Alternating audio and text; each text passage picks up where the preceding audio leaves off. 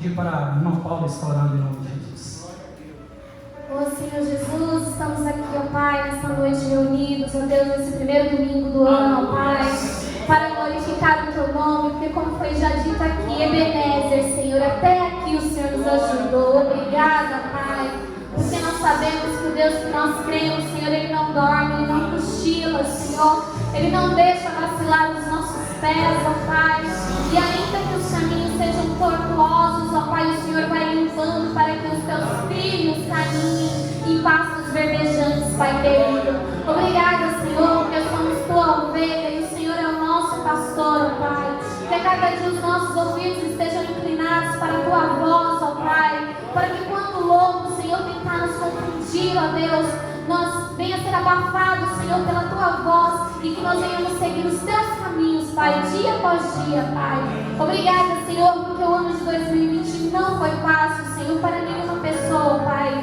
Vivemos momentos tenebrosos, Senhor, de morte, de aflição, ó Pai, de famílias enlutadas, mas Ebenezer, Senhor, até aqui o Senhor nos ajudou, ó Pai. Nós estamos aqui de pé te glorificando, ó Pai, porque não foram as máscaras, não foi o álcool gel, ó Pai, foi a presença do Espírito Santo, ó Pai, que sustentou a Tua igreja, Pai querido. Obrigada, Pai, pelo Teu sacrifício de cruz, pelo Teu sangue derramado, Pai, que neste ano, Deus, o que nós venhamos ansiar em nossos corações, ó Pai, seja, Deus, comunhão contigo, ó Pai, estarmos mais perto de Ti, Senhor, nos render a Ti, porque ainda que queremos dar tudo, ó Pai, ainda não é nada, Pai, perto daquilo que o Senhor tem a nos oferecer, ó Pai. Obrigada, Senhor, pelas Tuas mãos que nos guiam, Pai, pela Tua voz que nos consola, Pai. Obrigada pela Tua palavra, Senhor, que renova, Senhor, as nossas vidas, Pai. E que 2021, ó Deus, seja o dia da vitória, ó Pai, porque agindo Deus, quem impedirá, Pai querido? E é esse Deus que nós servimos, um Deus de vitória, um Deus de paz, um Deus que sabe de todas as coisas, já tem controle de todas elas, Pai querido. Obrigada, Pai, pelo Teu povo aqui reunido. Glorificamos o Teu nome, Pai. Perdoa os nossos pecados e nos ajuda, Pai, a não confiar nem em homens e nem vacinas, mas que a nossa confiança esteja no Senhor, ó Pai. Porque nós não devemos viver por vista, por aquilo que vemos, mas por aquilo que cremos, ó Pai, porque é de alto que vem o nosso socorro. Obrigada, Paizinho, pela Tua presença em nosso meio, Pai. Santo, santo, santo é o Teu nome, Paizinho. Em nome de Jesus nós oramos. Amém. Amém. A igreja pode se sentar em nome de Jesus.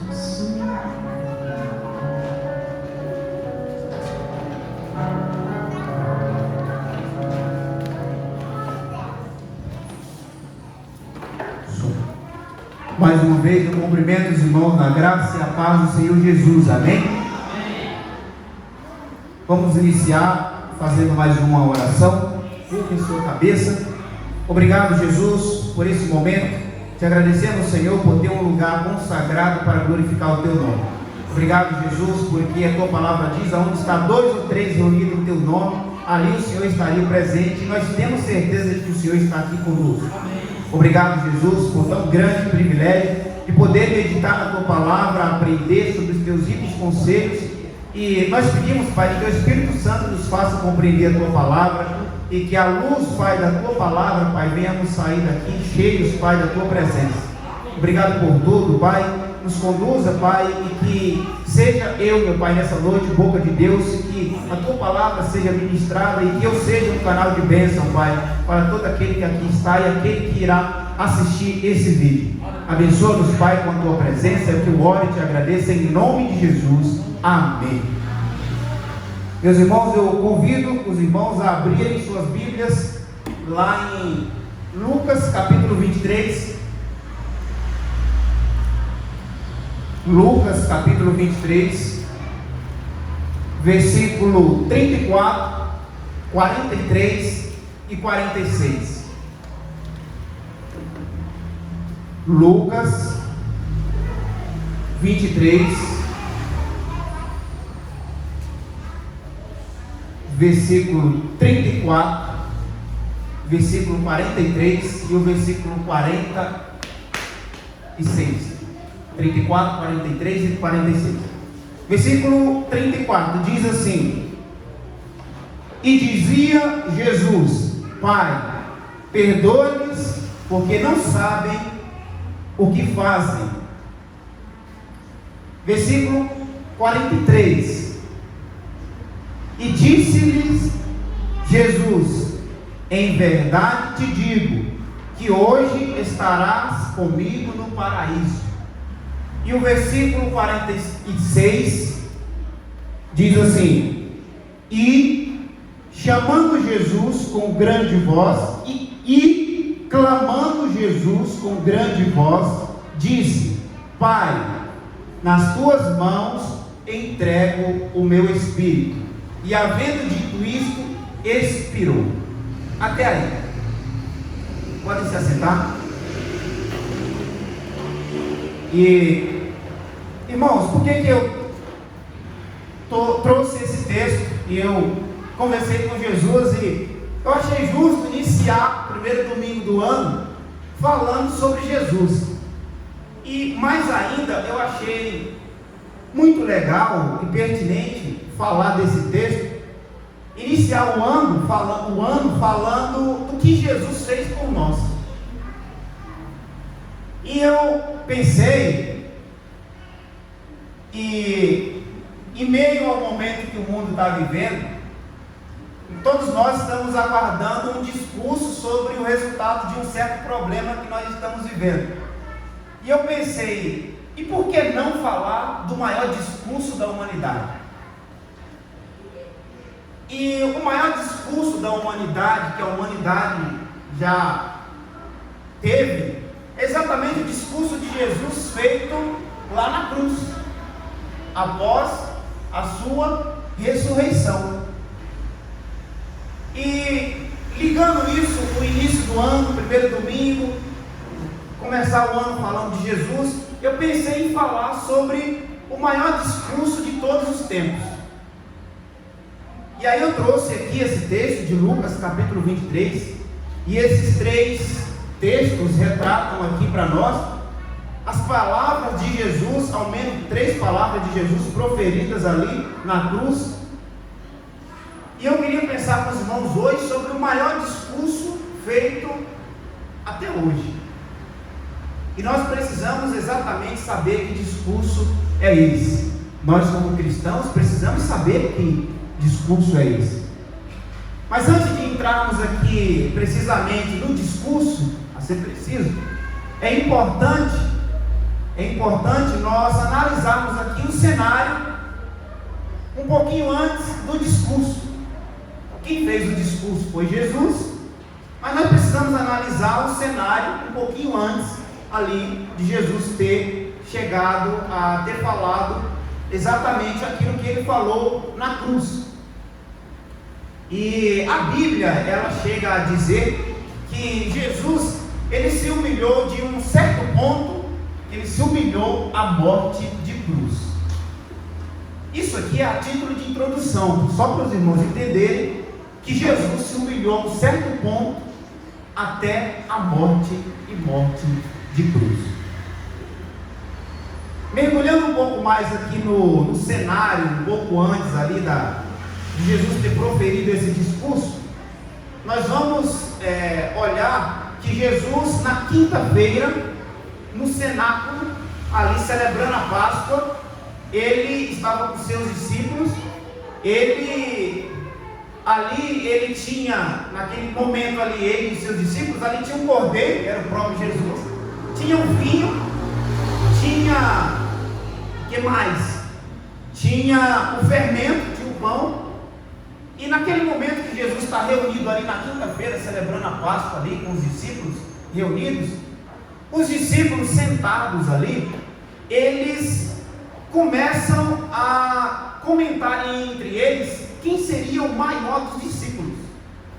Eles começam a falar ali entre eles: olha, eu sou o maior de vocês, porque eu faço isso e isso, eu já fiz isso. E eles começam a se engrandecer por ter feito isso, aquilo ou outras coisas mais. E Jesus, vendo ali na celebração da Páscoa, ali naquele momento reunido, que eles estavam querendo se engrandecer. Então Jesus, em seguida, Jesus pega uma toalha, na quinta-feira, Jesus pega uma toalha, pega uma bacia com água e e começa a lavar os pés dos discípulos, mostrando para nós que o primeiro passo para ele ter chegado à cruz era se tornar humilde, até porque teria que se cumprir o versículo, ele se humilhou até a morte de cruz. Então ele estava lavando os pés de quem naquele momento estava se julgando ser alguma coisa, que eram os discípulos. Então ele, Jesus, que era, demonstrou não ser, e os discípulos que não eram, queriam demonstrar ser.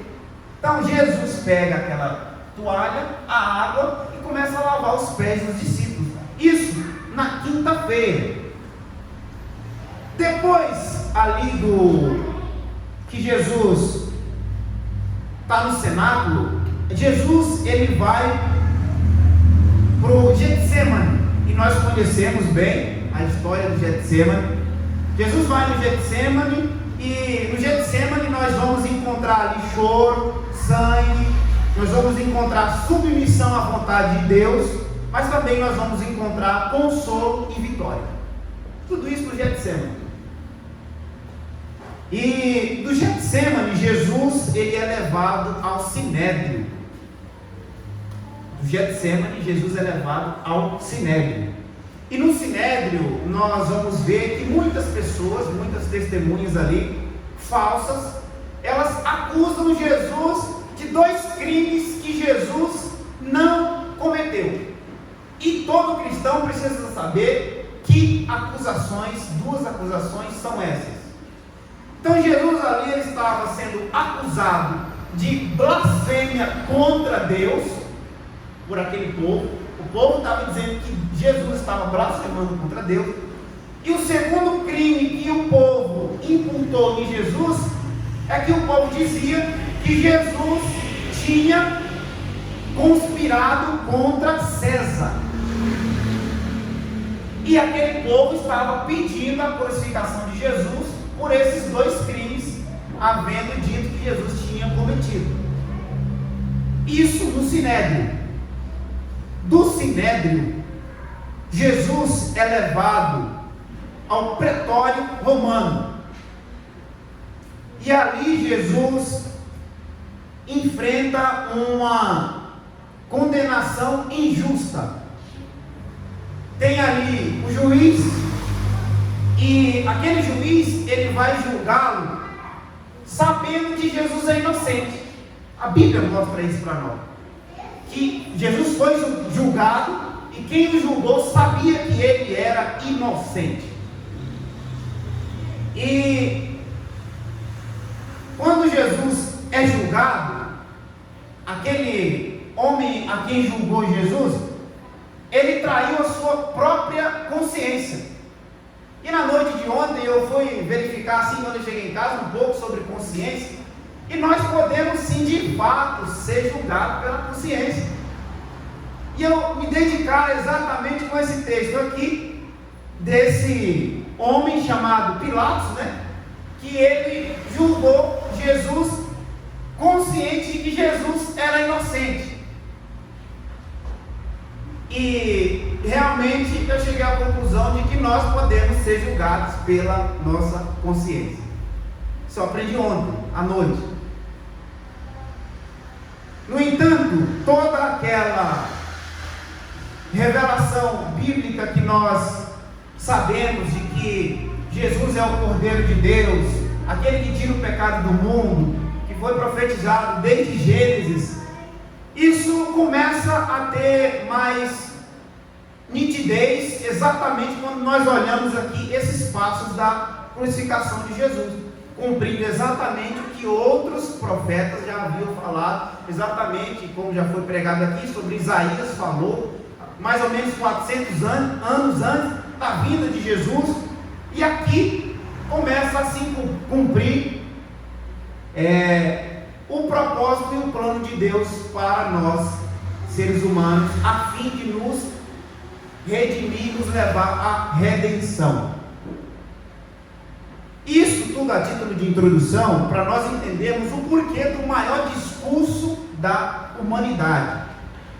Então, depois disso, de Jesus estar ali pretório romano, nós temos o que muitos chamam de vias crucis, ou vias dolorosas. Aquele momento que Jesus passa carregando a cruz, muitos denominam de vias dolorosas.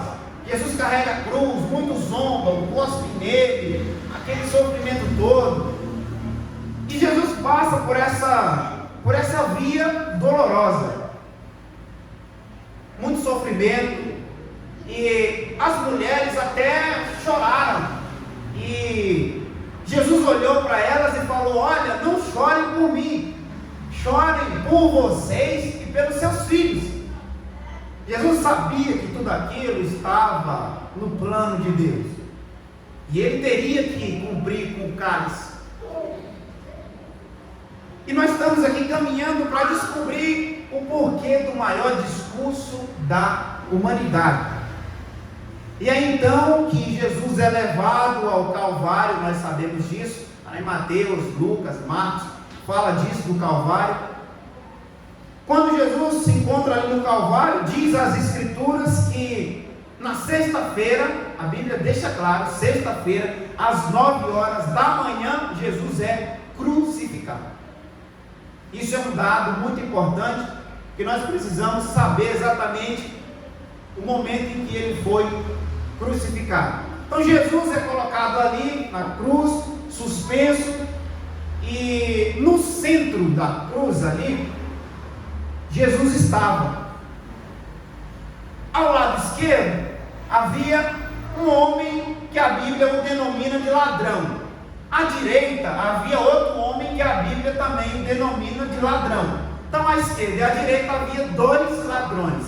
E Jesus no meio que dividindo a história da humanidade, veio exatamente para cumprir e pagar o preço dos pecados do ser humano. E é nesse cenário, um deles, que Jesus ele profere o maior discurso da história da humanidade. E aqui nós estamos diante do que eu digo, a maior tribuna já acontecida, o que já aconteceu até hoje, a maior tribuna, aonde Jesus deu o seu discurso que até hoje nos beneficia. Jesus vai proferir ali o maior discurso da história. E aqui nós temos as chamadas, ou o chamado 7 palavras da cruz. Só para vocês entenderem, no maior discurso da humanidade nós temos 7 palavras, que essas 7 palavras, elas significam para nós, em cada uma delas, um contexto que nós vamos aprender aqui hoje, nessa noite. As 7 palavras da cruz. Então eu convido você nesse momento a abrir a sua Bíblia, para nós entendermos o porquê dessas 7 palavras ditas por Jesus. Primeiramente, a palavra do perdão. E vejam lá comigo em Lucas capítulo 23, versículo 34. Diz assim, versículo 34 do capítulo 23. E dizia Jesus: Pai, perdoa-lhes porque não sabem o que fazem. Aqui nós temos a primeira palavra de Jesus, a primeira palavra do discurso de Jesus, que é a palavra do perdão.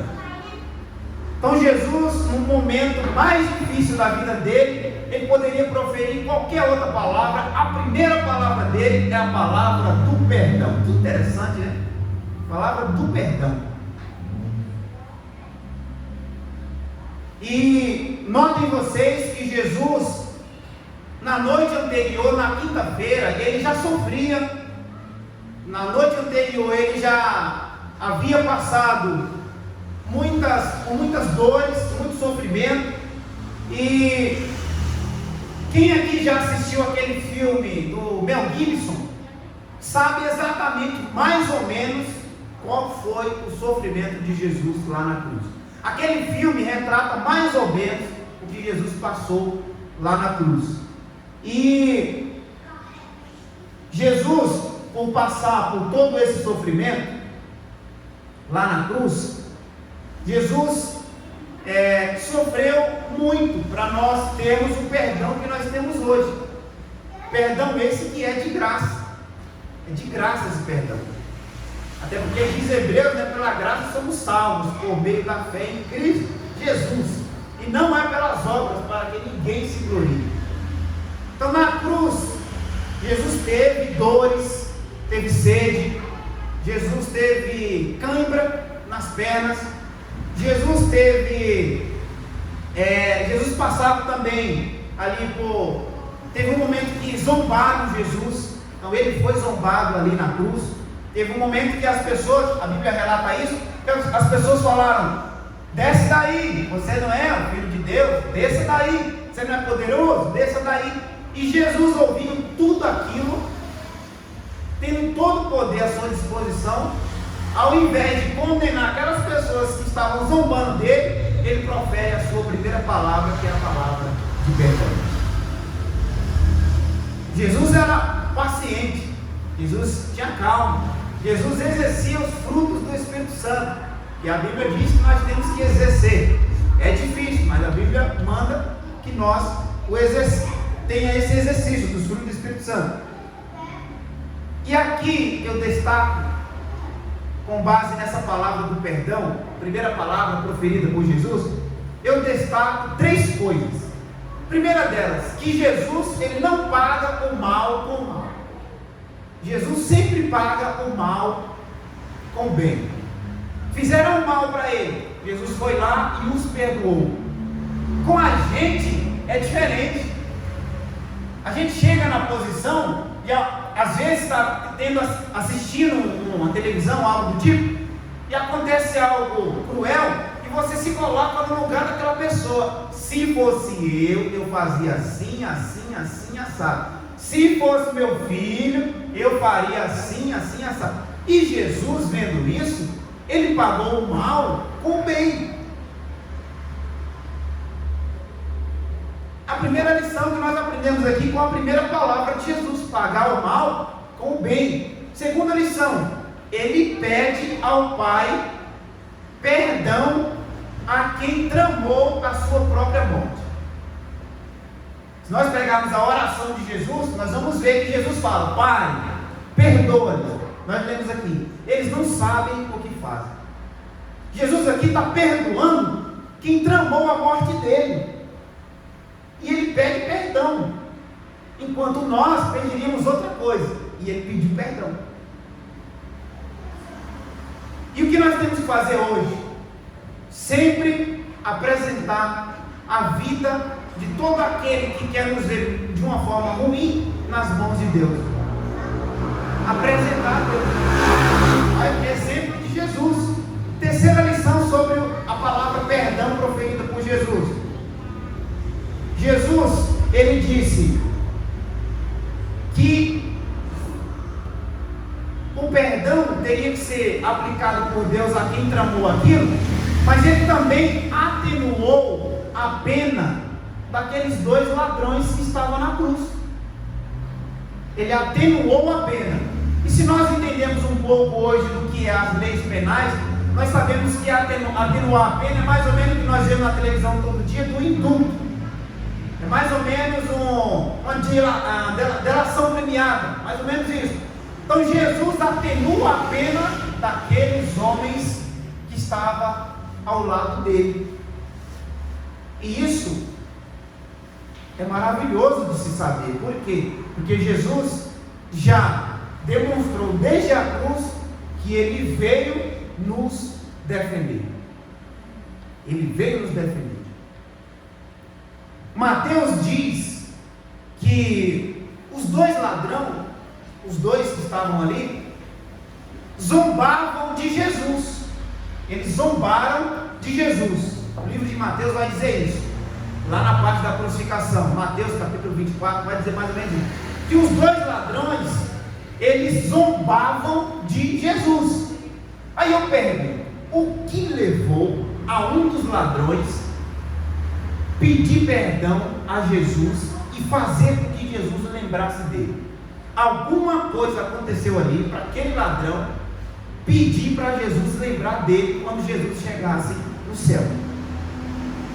E o que aconteceu? Aconteceu que aqueles dois ladrões ouviram Jesus orando para que o Pai perdoasse aqueles que o levou para a cruz. E aí um dos ladrões, um deles, ouvindo aquilo, ele chegou à conclusão de que Jesus também poderia perdoá-lo. Então veja, um ladrão reconhece e vive, e o outro ladrão não reconhece e morre.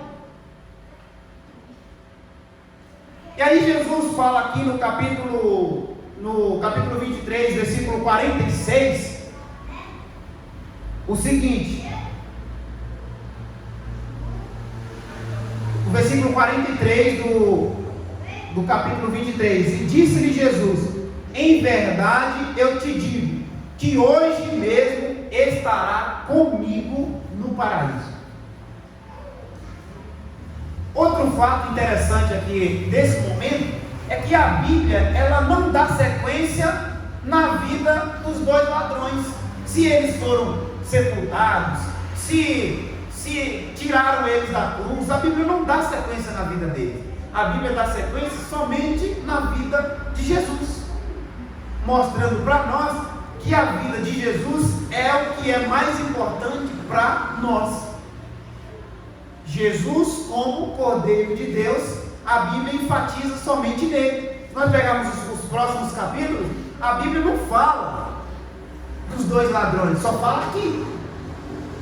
A Bíblia só dá sequência na vida e na história de Jesus, o que mostra exatamente e confirma mais uma vez que o plano de Deus é perfeito.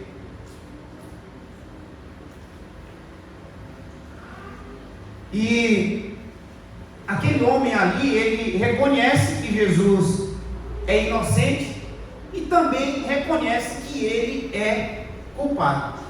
E aqui nós temos algo muito interessante, porque é exatamente o que nós temos que fazer nos dias de hoje. Nós somos pecadores? Somos. Eu sou, você é, nós somos, estamos conscientes disso.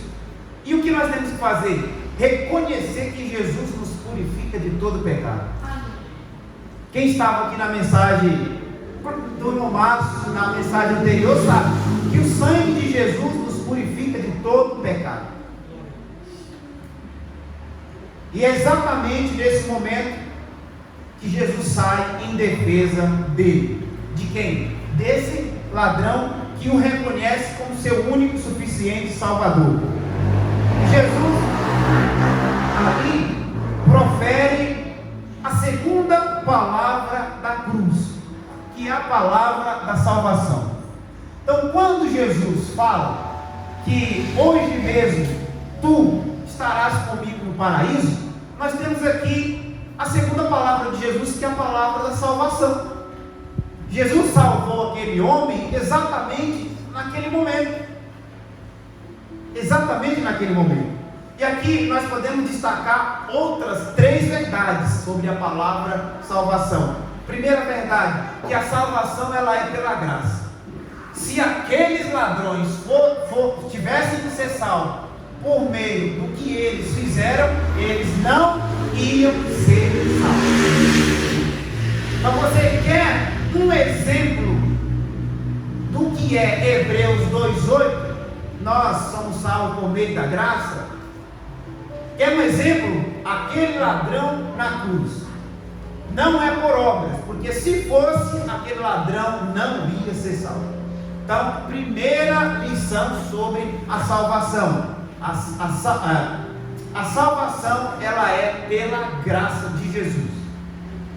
Segundo, a salvação, ela é imediata. Então, quando você é salvo, você é salvo. Agora a Bíblia nos diz que nós temos que permanecer firmes até o fim. Mas uma vez salvo, salvo para sempre. Mas nós temos que permanecer firme até o fim. Terceiro, quem está com Cristo está protegido. Quem está com Cristo está salvo. Quem está com Cristo está seguro. Quem está com Cristo tem garantia de vida eterna. Isso é maravilhoso. E a terceira palavra da cruz, e eu preciso que você vá lá em João, capítulo 19, versículo 26 e 27. João, capítulo 19, versículo 26 e 27. Terceira palavra da cruz, para nós entendermos o maior discurso já feito hoje para nós seres humanos.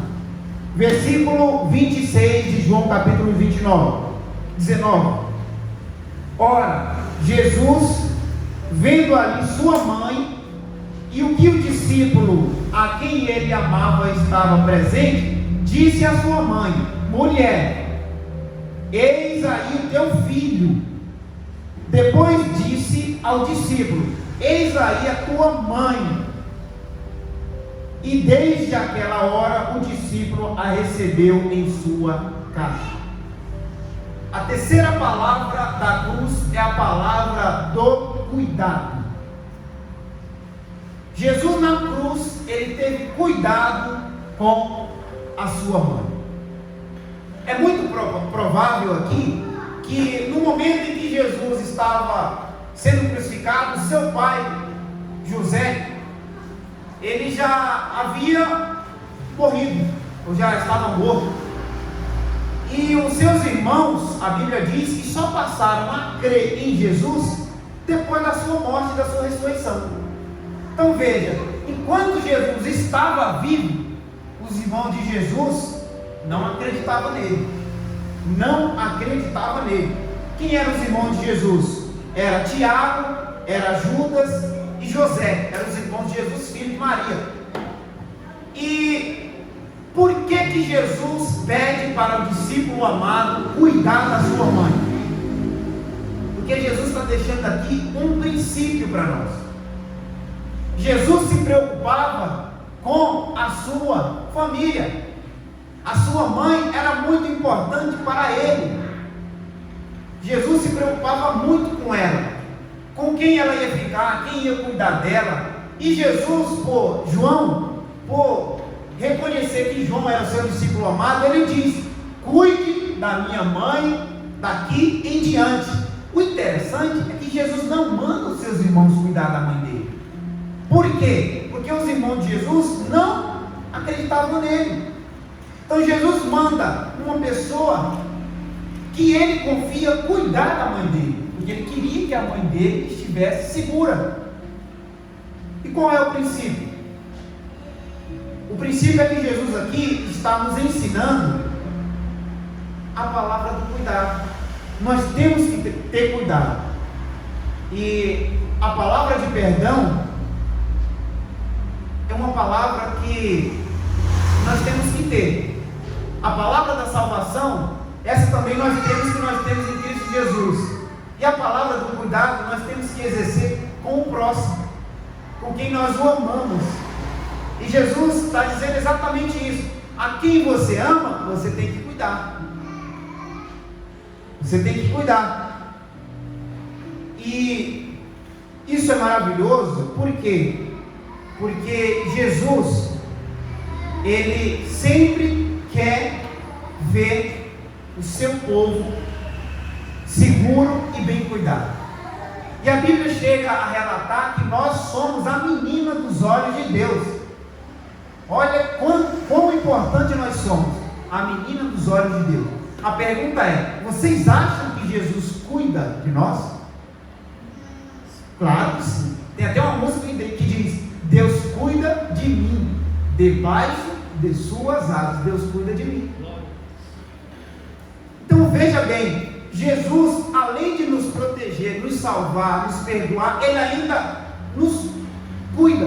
Ele cuida da gente. E a quarta palavra, a palavra da cruz, Está lá em Mateus capítulo 27, versículo 43. Mateus capítulo 27, versículo 46. E diz assim, essa passagem, ela também se encontra em Mateus capítulo 27 e em Marcos capítulo 15, tá? Então nós vamos ler as duas passagens. Mateus capítulo 27, versículo 46, e diz assim: e alguns dos que ali estavam, ou versículo Mateus 27, 46, e perto da hora nona, exclamou Jesus em alta voz, dizendo: Eli, Eli, lama sabachthani, isto é, Deus meu, por que me desamparastes? Agora Marcos capítulo 15, o próximo livro, Marcos capítulo 15, versículo 34. Marcos 15, 34. Diz assim: e a hora nona, Jesus exclamou com grande voz, dizendo: Eloi, Eloi, lama sabachthani, que traduzindo é: Deus meu, por que me desamparastes? A primeira palavra, só para nós recapitularmos, é a palavra do perdão. Segunda palavra, a palavra da salvação. A terceira palavra é a palavra do cuidado. E a quarta palavra agora é a palavra do desamparo. Então, por incrível que pareça, Deus, por alguns momentos, desamparou Jesus para que Deus continuasse sendo justo. Dois textos que lemos, Mateus 27 e Lucas capítulo 15, mostra exatamente que Deus desamparou seu filho na cruz por alguns momentos. Agora, o interessante é que Deus desampara o seu filho para ele ser justo, para em seguida Jesus nos justificar com seu sangue. Que interessante. E aí, nós precisamos entender isso melhor. E aí eu faço a seguinte pergunta: por que Deus desamparou seu filho na cruz? Há um motivo. Existe um motivo para Deus desamparar o seu filho. Deus nunca havia desamparado o seu filho. Aonde Jesus ia, a presença de Deus estava com ele. Ele era 100% homem e 100% Deus. Mas na cruz Deus o desamparou. O que levou Deus a desamparar o seu filho na cruz? E tem uma resposta para isso. Jesus carregou sobre si, Isaías diz, nossas culpas, doenças, enfermidades, pecados. O castigo que nos traz a paz estava sobre ele, pelas suas pisaduras fomos sarados. João, quando estava próximo ali de batizar Jesus, diz assim: eu não consigo perdoar o pecado de ninguém. Eis aí o Cordeiro de Deus que arranca o pecado do mundo. Quando Deus desamparou Jesus na cruz, Jesus estava carregado de todo o pecado. Nesse momento, o ladrão da esquerda e o ladrão da direita não estava sentindo o que Jesus estava sentindo. Jesus estava carregando um peso maior do que o deles dois. E é por isso que Deus o desampara na cruz, porque Deus, Ele não contempla o pecado. E é por isso que no céu só entra quem for lavado e redimido pelo sangue do Cordeiro. E aqui nós temos a essência do Evangelho. E a única maneira que Deus viu de perdoar, de pagar o preço pelo qual nós cometemos os pecados, foi entregar o seu filho lá na cruz. E se hoje nós podemos dizer, eu sou livre, tem música para isso? Se eu sou livre, é porque Jesus pagou o preço. E glória a Jesus por isso. Porque nós somos justificados por meio de Jesus Cristo. E Jesus Cristo, Ele é o nosso fiador. Ele é o nosso fiador. Ele é a nossa garantia. Você precisa sair daqui sabendo disso, que Jesus é a sua garantia. A quinta palavra da cruz está lá em João capítulo 19, logo depois de Lucas vem o livro de João. João capítulo 19, versículo 28. João 19, 28. Primeira palavra, a palavra do perdão. Segunda palavra, a palavra da salvação. Terceira palavra, a palavra do cuidado. A quarta palavra, a palavra do desamparo. A quinta palavra, a palavra da agonia.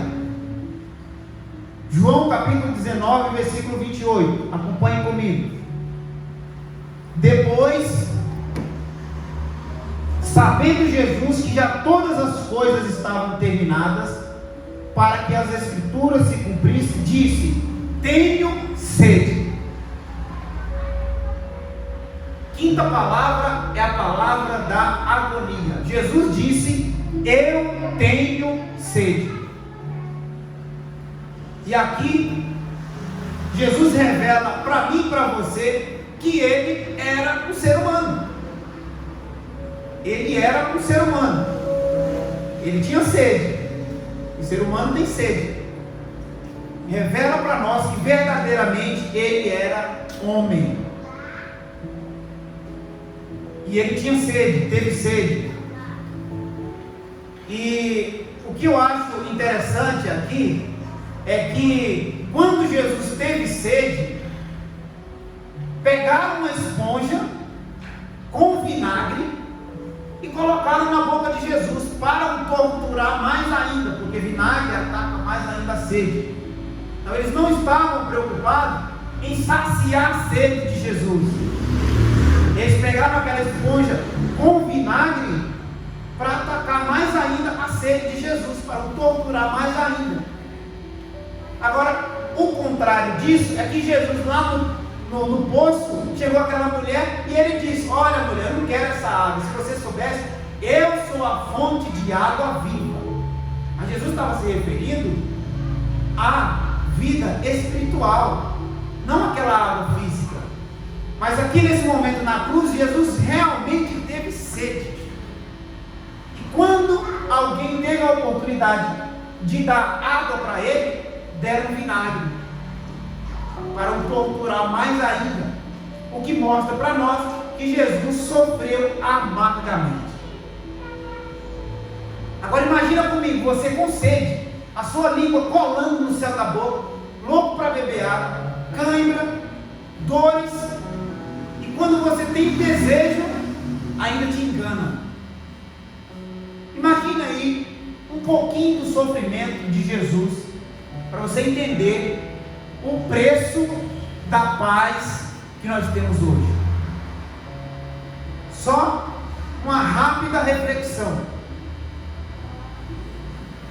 Mas vamos para a sexta palavra da cruz. João capítulo 19, versículo 30. Mesmo capítulo, versículo 30. Diz assim: e quando Jesus tomou o vinagre, olha que deram vinagre para Jesus mesmo. Deram vinagre para Jesus, enganaram Jesus. E quando Jesus tomou o vinagre, disse: está consumado. E, inclinando a cabeça, entregou o Espírito. A sexta palavra é a palavra está consumado. E eu preciso repetir o que eu falei anteriormente. Para quem estava aqui, vai ser melhor para ouvir de novo. Mas quem não estava, vai ter o privilégio de ouvir pela primeira vez. O significado da palavra está consumado. E lá na região que Jesus vivia, essa palavra está consumado significa tetelestai. No grego, a palavra tetelestai nós hoje no Brasil está consumado. Só que lá onde Jesus foi crucificado, a palavra tetelestai, que é está consumado, tem 3 significados. O primeiro significado é que quando um pai mandava o seu filho fazer uma obrigação, o filho ia, fazia aquela obrigação, voltava para o pai e dizia: papai, tetelestai, dizendo: aquela obrigação que o Senhor me passou, eu acabei de fazer. Então, quando Jesus diz a palavra tetelestai, está consumado, lá na cruz, ele está dizendo: pai, aquela obrigação que o Senhor me passou, eu estou acabando de cumprir aqui na cruz. Primeiro significado da palavra tetelestai, que para nós aqui no português é está consumado.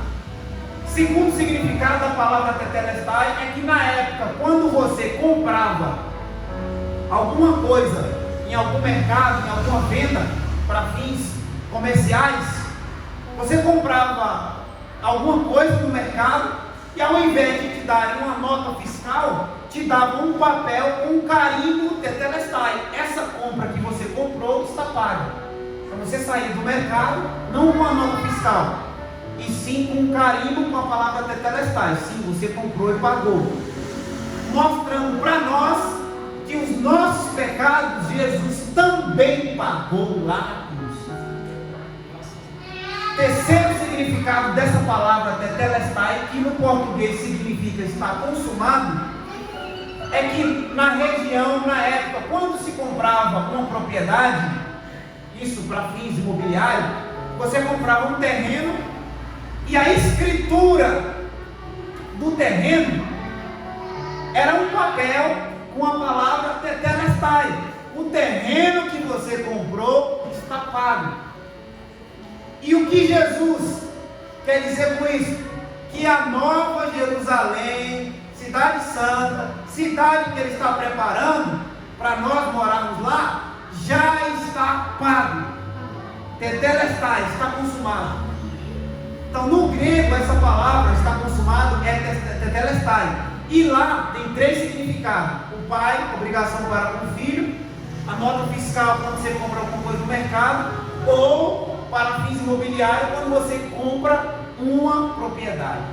E tem tudo a ver com o propósito de Deus para conosco.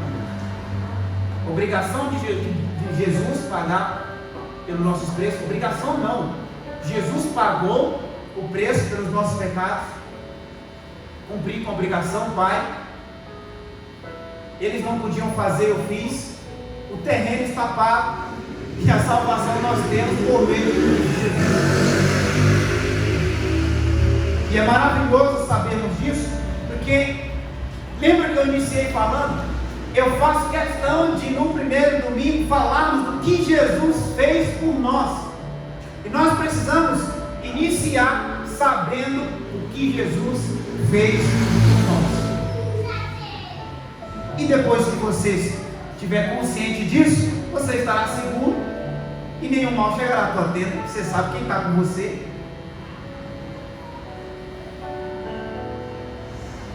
E para finalizar, eu levo vocês a pensar aqui com a 7ª palavra, que essa palavra se encontra lá em Lucas capítulo 23, versículo 46. A última palavra, já estamos caminhando para o fim. Lucas capítulo 23, versículo 46. Lucas 23, 46. E clamando Jesus com grande voz, disse: Pai, nas tuas mãos entrego o meu espírito. E havendo dito isso, expirou-se. E aqui nós temos a palavra da rendição. Então Jesus, ele se rende aqui ao plano de Deus para salvar o homem. Ele, havendo dito isso, expirou-se. E, meus irmãos, quando Jesus diz isso, ele declara exatamente que ele veio ao mundo com uma missão e que verdadeiramente é o Cordeiro de Deus. Jesus, ao dizer isso, ele está finalizando tudo o que aconteceu de Gênesis, as profecias, até a sua vinda. Ele está cumprindo com o plano de Deus. E o próprio Jesus havia dito que ele glorificaria o Pai através da sua morte. Isso aqui é interessante, né? O próprio Jesus diz: eu glorificarei o meu Pai com a minha morte, porque ele sabia que o Pai estaria feliz quando Jesus cumprisse com o que estava designado. E Deus, ele faz isso porque Deus sempre quer que o homem seja salvo. E Jesus, ao cumprir tudo isso, Deus, ele está nos dando oportunidade. E a oportunidade que Jesus quer que tenhamos é que nós sejamos salvos. E a palavra de Deus diz que a vontade de Deus é que nenhum se perca. Ninguém se perca. Só que a questão não é Jesus pagar um preço. A questão é o ser humano aceitar que o perdão já foi concedido. Não tem pessoas por aí que não aceitam o perdão de Jesus. Não aceitam. Não aceitam. E Jesus, ele é tão maravilhoso, tão bondoso, que ele diariamente nos dá a oportunidade de o aceitar como seu único e suficiente Salvador. E a palavra de Deus também nos diz que a misericórdia, ou as misericórdias do Senhor, ela se renova toda manhã. E a misericórdia do Senhor é a causa pelo qual nós não somos consumidos. Então, se você está aqui hoje, se você está respirando, se você está piscando seu olho, se você pode beber água, caminhar, você tem que dar graças a Jesus por isso. Nós temos que render graças a Jesus pelos milagres, grandes milagres que nós temos experimentado, e às vezes nós não percebemos, passa despercebido. Como já foi dito aqui pela irmã, no ano tribulado 2020, pessoas pagando caríssimo por um oxigênio, pessoas querendo respirar, não podia, e a gente, com tão grande privilégio de respirar e glorificar Deus, e o salmista chega a dizer que todo ser que tem fôlego louve ao Senhor. E o que nós fazemos? Às vezes pegamos tudo isso que Jesus já disse lá na cruz e nós acabamos por algum momento desconsiderando. Eu digo por mim, às vezes, ao invés de fazermos o que está proposto, nós fazemos o que nós achamos que tem que ser feito, enquanto na verdade a vontade de Deus é que nós sempre o adoremos em espírito e em verdade. Porque a palavra de Deus diz que nós, para adorarmos Ele em espírito e em verdade, nós precisamos estar muito próximo dEle. E para estar próximo dEle, nós precisamos ler a sua palavra. Mas para finalizar, a morte de Jesus significa algumas reflexões para nós, para mim e para você, nessa noite, que eu queria falar aqui. Primeiro, que o nosso pecado, ele é horrível. Ele é horrível. Se você soubesse o quanto ele nos contamina, você ficaria assustado. Então, nosso pecado é horrível. Segundo, Deus, ele não desiste de amar você. Ele não desiste de te amar. E terceiro, a salvação de Jesus, ela é gratuita. Então você sabe que você é pecador, o pecado é horrível. Segundo, você sabe que Deus te ama. Por quê? Porque Deus é amor. E terceiro, a salvação de Jesus é gratuita e a todos os homens. Se você quer ser salvo, entregue a sua vida a Jesus, viva com Ele, tenha uma vida constante com Ele, e Ele vai te abençoar em todos os momentos. Que Deus em Cristo Jesus te abençoe. Eu convido nesse momento o irmão Márcio a estar orando nesse momento.